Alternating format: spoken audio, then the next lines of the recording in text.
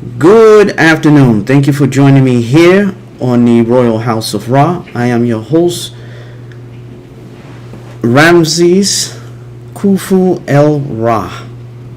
Today's show is episode 28, and we will be discussing Dynasty 26, which this dynasty was the last indigenous dynasty of Kemet. This was the beginning of foreign domination in Kemet from this point on. There are 5 pharaohs of this dynasty, and I'm going to mention these 5 pharaohs and when this dynasty began. Okay, but before I do that, let me give a thanks to those who support the show here. Please continue to do so. Please hit that subscribe button and also hit that like button and share the content as well. Now, the show was supposed to start at 2, but there was some technical difficulties, so it started a little late. So that's okay, but next week we're going to start as usual on time. Okay, so let's begin with Dynasty 26. Dynasty 26 was established in 664 to 525 BC. The first pharaoh of that dynasty was Psamtik I, who reigned 664 to 610 BC. Then Nekau, who reigned 610 to 595 BC. Then Psamtik II, who reigned 595 to 589 BC.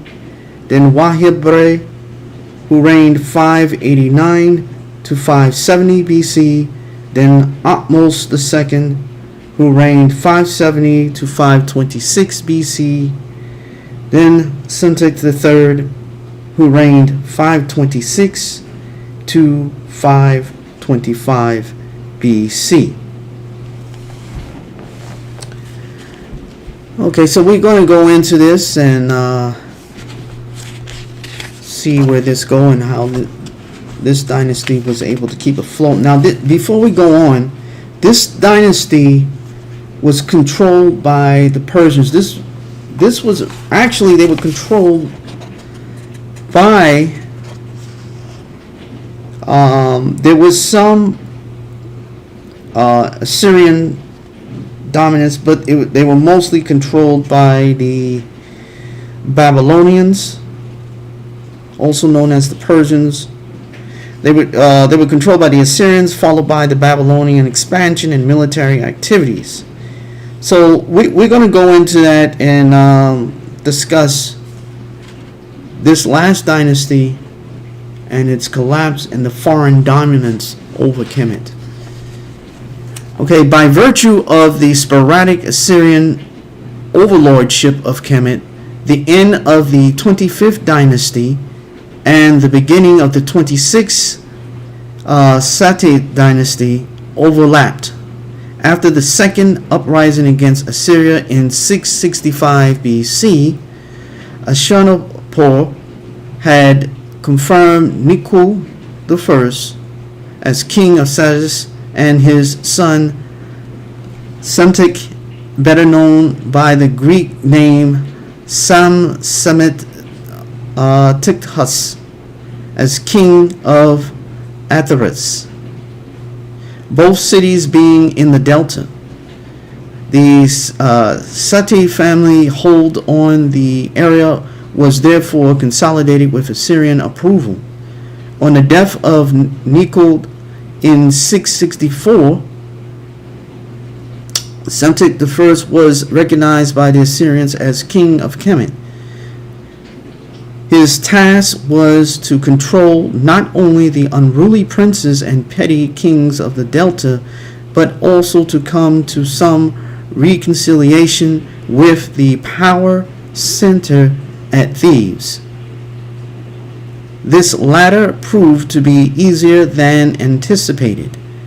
The great noble Mentu Imhit was still a major figure there, and he allied himself with Psamtik daughter, the princess Nikres, who had been sent south early in 656 BC to be officially adopted as divine daughteress of Amun, amidst great celebrations by Shepin-wetpit II and Amindaris II, the two current holders of the office. Secular and religious ties were therefore affected that were to hold the state together. Psamtik could turn his attention to his Delta opponents. He prevailed by conscripting a great army, bringing in mercenaries from the Mediterranean world, many of them Greeks, and including Karims, whose inscribed tombstones found at Saqqara have only recently been deciphered. Okay, so now you remember the last pharaoh of the 25th dynasty, that was Tutankhamun, who was the last pharaoh of the 25th dynasty. And you remember he tried to assert the power of the 25th dynasty with his great ancestor, who was Shabaka, who was able to take charge and take over Kemet and reestablish Kemet as its once Kemetic ancestral lands that was in the south, to reassert Kemet's history, culture, and religious beliefs. He tried to do that, but unfortunately the Assyrians forced him out, and that was the end of the 25th dynasty. Now, with the beginning of the 26th dynasty, there was a complete control of Kemet at this time. The 26th dynasty, even though it was the last indigenous dynasty, but it was a weak dynasty. And at this time, Kemet was basically a little, what you could call a little fiefdom for the greater Assyrian Empire. Kemet was no longer an empire anymore. Its empire had diminished. It became just another nation dominated by others, like it's happening in today's world as you see it. So let's go on further with this. Renewed prosperity in Kemet. Psamtik I's reign of over half a century saw a return to stability and the old religious values. Outside influences, both artistic and trade, came into the country as never before. But despite this, there was a great renaissance in indigenous traditions, with many art forms looking back to Middle and Old Kingdom. It is at times difficult to be absolutely sure whether a statue or relief is a Seti revival piece or something much older. The reliefs is Mentu Imhotep's tomb at Thebes are prime examples of this. Statues and trade status and trade also improve upon a fuller entry into the economy of the ancient Mediterranean. In 653 BC, Psamtik, profiting from Assyrian internal problems, threw off the foreign yoke, allowing Kemet once more to be a dominant power in the Near East. The gradual Assyrian collapse was, however, leaving a dangerous power vacuum in the area. Like vultures, other nations hovered over the death throes. The Babylonians, under Nepopalasser, the Medes and the Scythians, particularly Nabopolassar, created havoc in 629 to 627 BC, advancing as far as southern Palestine, where he was repulsed at Ashdod on the coast by the Kemetans. Psamtik, realizing the potential danger for Kemet of an Assyrian collapse, actually assisted Assyria against the Babylonians in 616 BC, but did not have sufficient forces to sway the day for them. A joint Cilician and Persian army attacked Syria a year later, culminating in the fall of its capital Nineveh in 612 BC and the extinction of the royal line. Nekau II, better known as Nekau, continued the foreign involvement of his father Psamtik I when he came to the throne in 610 BC. Palestine once more became an Kemetic possession, and much of the history of Kemet's involvement in the area is enshrined in the biblical account in the second book of Kings. It was now in the late 7th century that Greece was expanding her trading contacts, and Nekau took the opportunity of recruiting displaced Ionian Greeks to form an Kemetic navy. This was Horatio unheard of in Kemet because the Kemetans had an inherent distaste for and fear of the sea. Nekau's vision was a wide one. He preempted the Suez Canal by almost 2,500 years when he had a navigable canal dug through the Wadi Tumalet between the Psamtik branch of the Nile, where the great frontier fortress of Pelusium was located, and the Red Sea. A great city, Takut, modern Tel El Mashkutu, west of Ishmael, was built on the canal, and its fortunes, like the later Suez, were linked to the prosperity and use of the new waterway.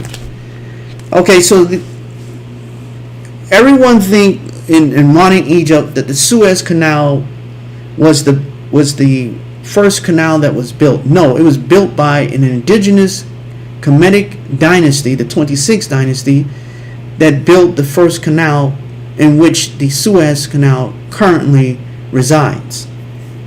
So it predated at 2,500 years before. So let's go into this. There is little material evidence of Nekau's son, Psamtik II, who reigned for only 6 years.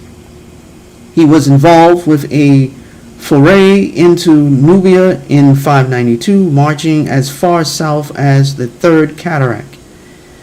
A famous graffiti scratched in Greek on the left leg of the colossal seated statue of Ramses II on the south side of the entrance to the temple of Abu Simbel records that when King Psamtik came to Elephantine, this was written by those who sailed with Psamtik, the son of Theocles, and they came beyond Kirkus as far as the river permits. Those who spoke foreign tongues, Greek and Kurans, who also scratched their names on the monuments, were led by Psamtik the Kemet by Ahmose. These two last named leaders were high military commanders who are known from other sources in the reign.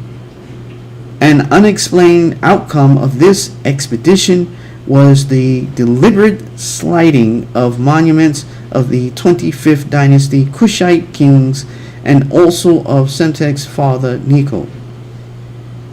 An excursion, it was hardly a campaign in the following year 591 BC into southern Palestine in support of Psamtik I, the Babylonian puppet king of Jerusalem, encouraged a Judean revolt against Babylonian rule, for which Jerusalem paid a heavy price, culminating in a 2-year siege by Nebuchadnezzar II.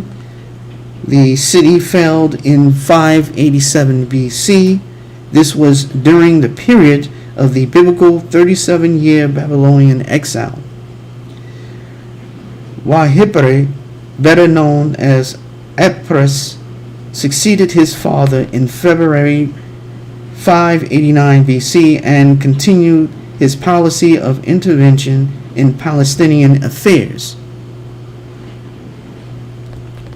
His reign, however, was fraught with military problems at home as well as abroad. A mutiny by the strategically important Aswan garrison was continued, but when Ahmose's army set to aid Libya against Duran, Greek invaders, was heavily mauled by the aggressors. Civil war broke out upon the survivors, returned pitching the indigenous Kemetan army against foreign mercenaries.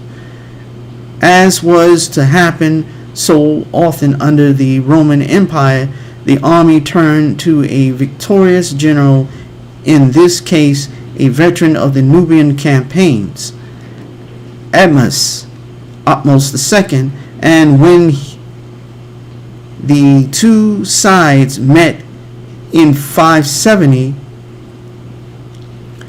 Ahmose was killed. The victor nevertheless observed the proper rituals and had the body of Ahmose buried at Sardis, properly the royal cemetery for the 26th dynasty. The delta site of Sardis, modern Sal el Hagar, is heavily waterlogged and has never been properly investigated. Although it is thought to be the royal burial ground, it is strange that little evidence remains of the royal burials themselves, apart from a few Ashabats, most of whose known provinces are other than Sardis. The 10 Ashabats in the name of Psamtik are difficult to assign specifically to one or other king or that name. There is also a splendid Yusuf and a heart scarab of Nekau II, 3 Yusufs of Ahmose, and 6 of Ahmose. The Greek historian Herodotus is one of the best sources for details of this period. He visited Kemet in about 450 BC, only a century after the events of the latter 26th dynasty. Ahmose attempted to restrict the internal racial conflicts by granting specific trading rights and privileges to foreigners settled at New Crestus in the Delta, making it a free zone rather like Delos was in the Greek world. Petrus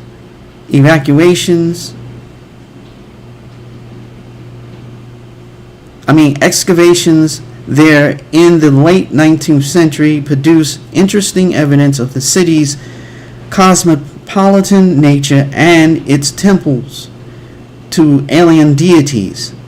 Mediterranean trade was a keynote of the reign of Ahmose. Links were forged with many other nations, especially the Greeks. Ahmose even underwrote the rebuilding of the great oscular sanctuary of Apollo at Delphi after a disastrous fire destroyed it in 548 BC.